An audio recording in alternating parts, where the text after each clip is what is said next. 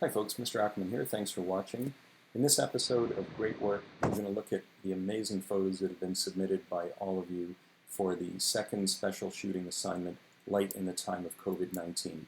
The topic in this assignment was to look in and around the place where you live, your dwelling, and try to find interesting light that's coming in, or go outside and find interesting light that is shining around where you live.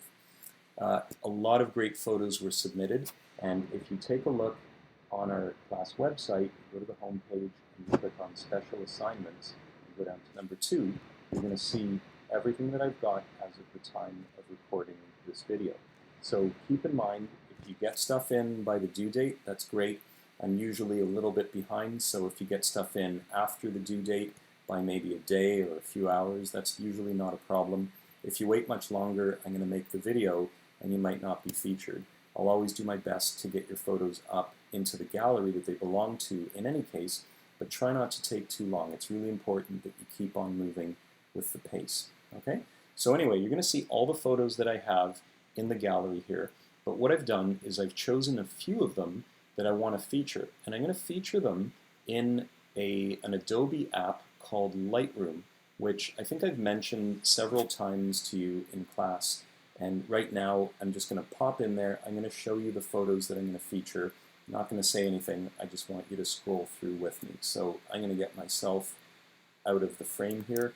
I'm going to pop into Lightroom. The symbol in Adobe is LR. Here we go.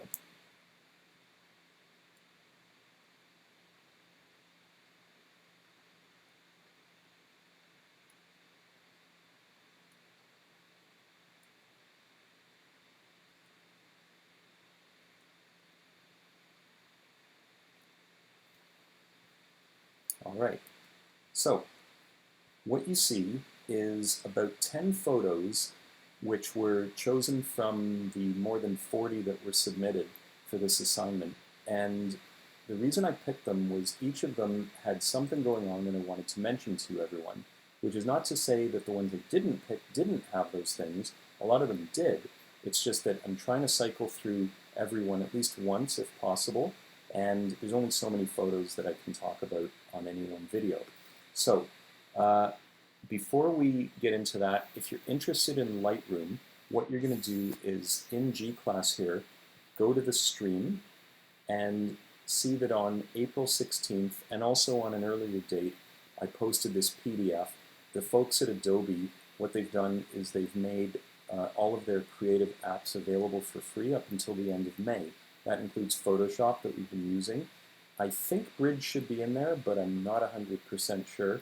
But there's another one called Lightroom. And if you click on this, then it's going to bring up this PDF, and it's going to tell you how to download all these things.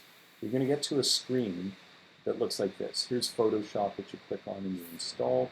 But there's this one down here, Lightroom. Now, in a dream world, we would have Lightroom on all our computers at school, because it's really simple and effective and really powerful. But the Board of Education did not have a license at the time that we started our course. So if you want to use this now, just go on YouTube, watch a how-to video. You're going to pick it up really, really quickly because it looks a lot like Adobe Camera Raw with sliders.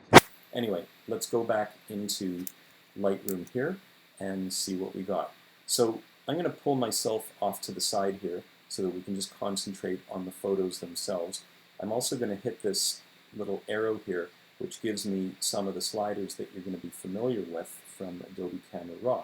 I'm going to hit the letter I so that we get the title and some of the information about the photos. This first one comes to us from Omid, who has taken a photo of himself sitting in the roadway. Now, you're probably thinking, is this a safe thing to do? And the answer is, if you do it properly, yes, especially these days when there's not much going on in the way of traffic, and especially late at night. But people, if you're going to do a photo like this, please be careful. Make sure you have someone there who's watching your back in case cars are coming. You don't always hear them coming. You've got to stay safe. But getting to the artistic aspect of this photo, look what he's done. He's got a low camera angle, which really harnesses the power of this line, which leads right up to the subject.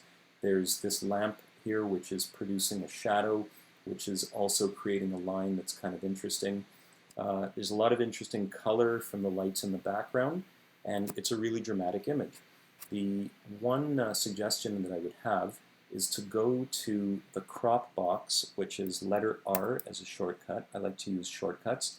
Make sure that this little lock here is unlocked, and that lets you click and drag left, right, up, down, however you want.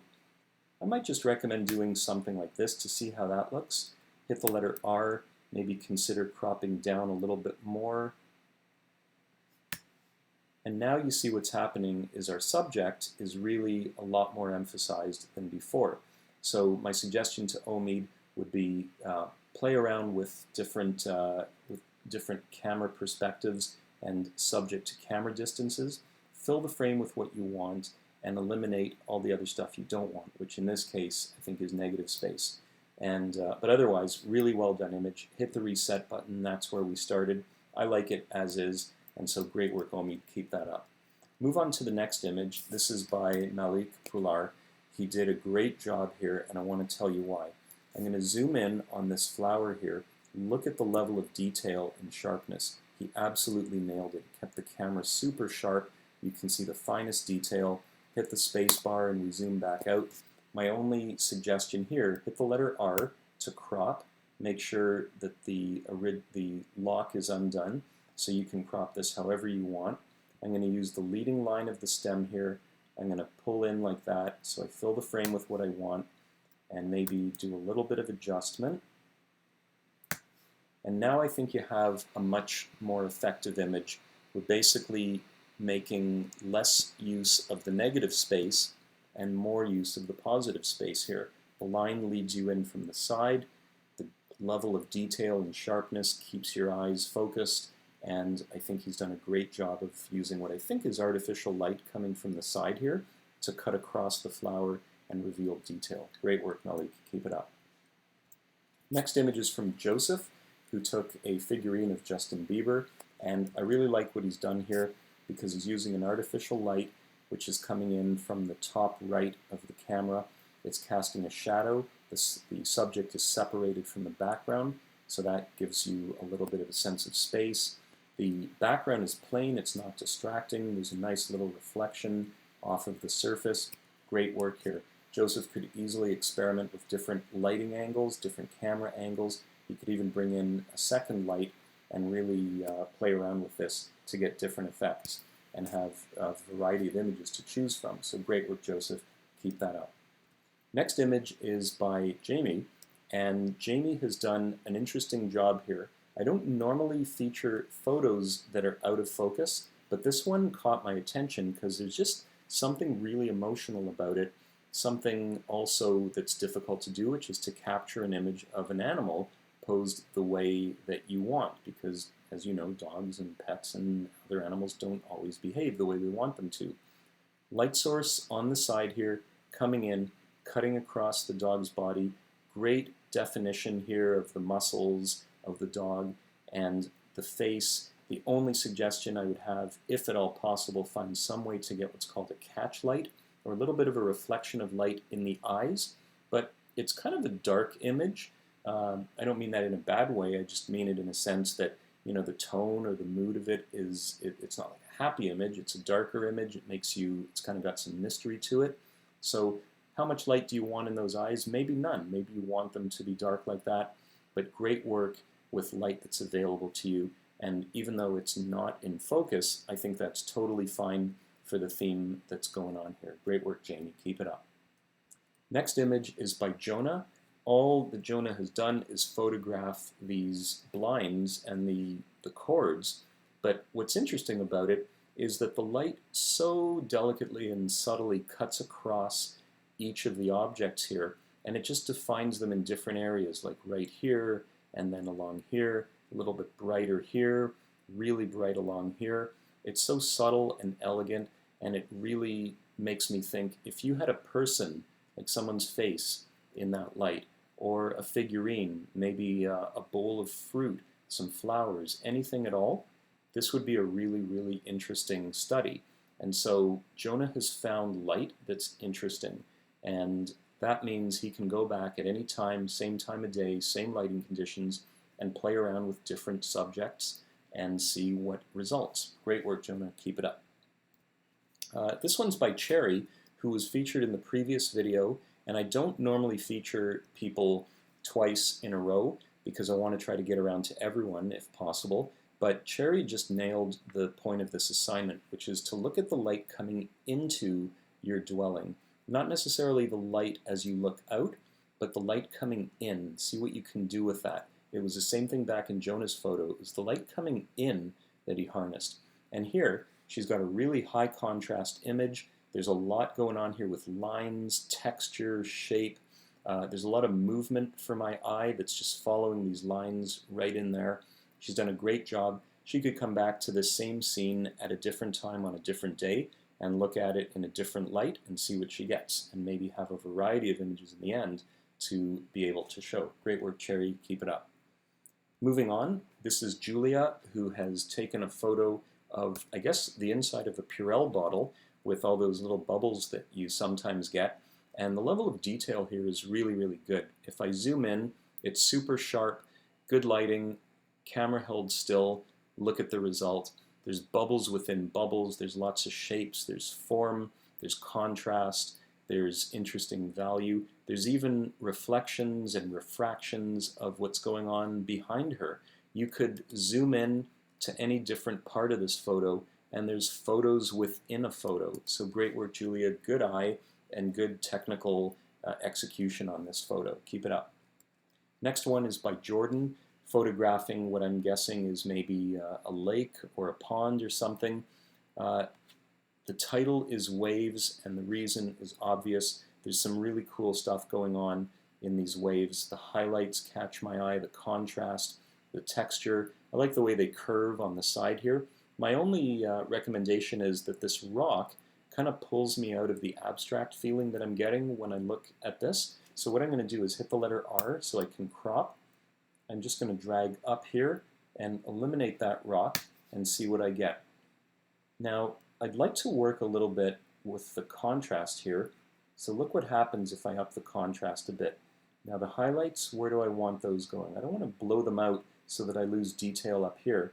So I could keep them where they are, or I could drop them, because in a moment what I'm going to do is drop the black as well to create more contrast. I'm going to bump the white to add in a little bit of the highlight contrast. And now I'm going to play with clarity and or texture to really make this image pop.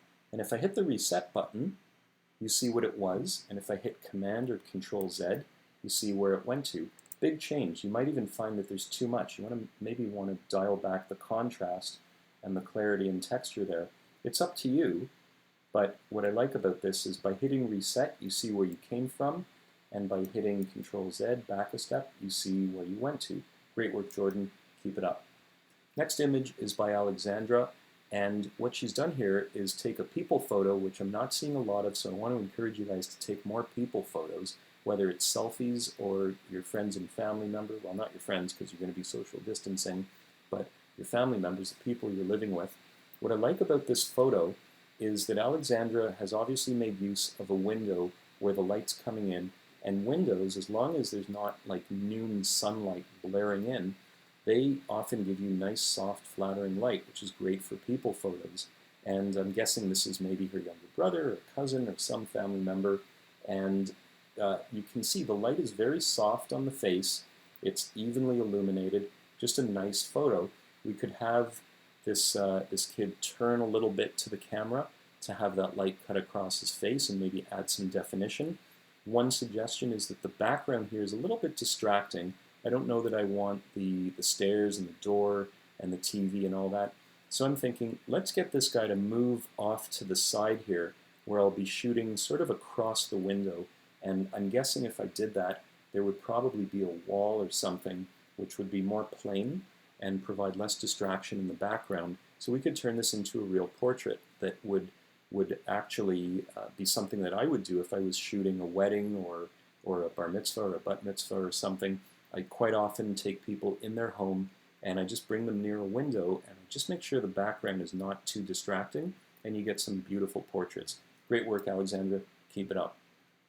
This last image is by Aiden, who has taken an image which just reminds me of a Pink Floyd album cover. If you don't know who Pink Floyd is, they're a band, a rock band from the 1960s, 70s, 80s, even the 90s, and they're a psychedelic band and one of the most famous rock bands of all time. Here's their album cover that I bet you're going to recognize. It's called Dark Side of the Moon. If you haven't heard this and you like music, just find it on YouTube or download it, iTunes or Spotify, whatever you're using, and listen. You'll know pretty quickly whether you're going to want to listen to all 45 minutes of it, but it's one of the great rock albums of all time. But anyway, going back to Lightroom here, this photo here reminds me of some of their earlier work, which was even more psychedelic. And I just love the abstract nature of this photo. I don't know what he photographed. Aidan, you did a great job. There's some depth in here. I feel like I might be looking down into the ocean or into a body of water and seeing something going down into the depths. Or maybe I'm looking into some work of like glass work or something. Whatever it is, there's really cool highlights, shapes. There's this texture here. And if I want, I can up the contrast a bit, maybe play around with the highlights. If I drop them, I get a little bit more detail in there. If I bump them up, I lose the detail, but these become more prominent and draw my eye in. So I kind of like the detail there. The black level I can drop a bit, and then I like to bump up the whites. Then I like to play with the clarity a bit, and let's see what I got to. If I hit reset, there's where I started. It's a little bit cloudier and more dreamy. If I hit Control Z to go back, I get something that's a little more punchy. So what you want to do with it is up to you. Great work, Aidan. Thanks for sharing. And that's about it. I'm just going to pull myself back in here, and I'm going to bring you guys back into G class so that you remember where we came from. Keep sharing your work, guys. I've really enjoyed looking at everything you've sent in. Our next assignment will be up shortly. I hope you'll get everything in on time. Thanks for watching, and stay safe. Hope to see you again soon. Bye for now.